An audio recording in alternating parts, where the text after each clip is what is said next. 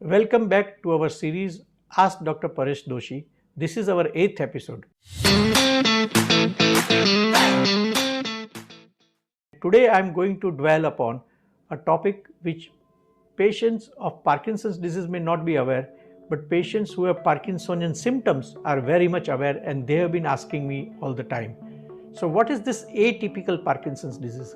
Doctor, and what can be done for this? Let me break down this word atypical Parkinson's disease. Any disease which is looking like Parkinson's disease but it is not Parkinson's disease is atypical Parkinson's disease. Let me explain you a little differently. When you get fever, fever is a symptom. It is not a disease.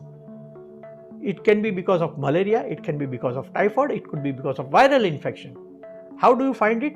You find it by doing diagnostic test or by waiting for a little period of time. If it is a viral fever, it finishes in 4 days. If it is malaria, it finishes in 5-6 days. But if a fever goes beyond 6 days, then you do test for typhoid and you find out that the patient is suffering from typhoid. Same thing happens with patients of Parkinson's disease. Patients of Parkinson's disease initially develops symptoms of Parkinson's disease. And what are the symptoms? They could be slowness, tremors, difficulty in walking, etc. However, patients of atypical Parkinson's disease progress much rapidly than patients of Parkinson's disease. Patients of Parkinson's disease may take 5 years to have difficulty in walking or balance. Patients of atypical Parkinson's disease start developing difficulty in balance and walking and falls within first 2 to 3 years. So that is one of the differentiating features.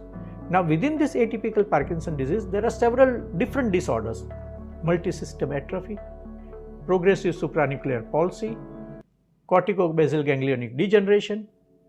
Many diseases can combine, diffuse Lewy body disease. This all can come under the heading of atypical Parkinson's disease, and this particular thing has to be differentiated not for medical treatment purposes but for prognosis purposes and for taking care of the patient.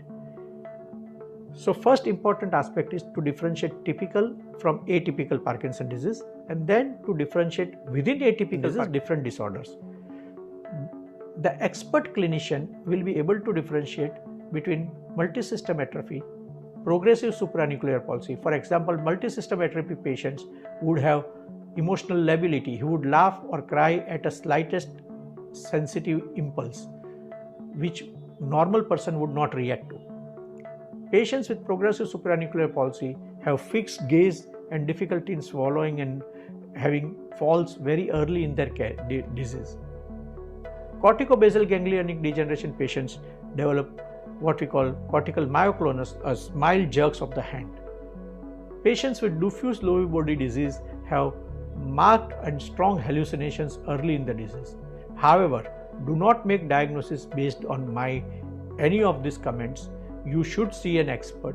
An expert only can diagnose or differentiate between typical and atypical Parkinson's disease. Now, the second important point. Once we have got the diagnosis, everybody wants to know how to treat that. Here I have to give you a very sad message. Patients of Parkinson's disease have all the treatments under the sun available to them, right from medications to deep brain stimulation surgery, and at every stage of Parkinson's disease, these treatments are highly effective. They can virtually restore back 80 to 90% of your quality of life. Unfortunately, the same does not apply for atypical Parkinson's disease.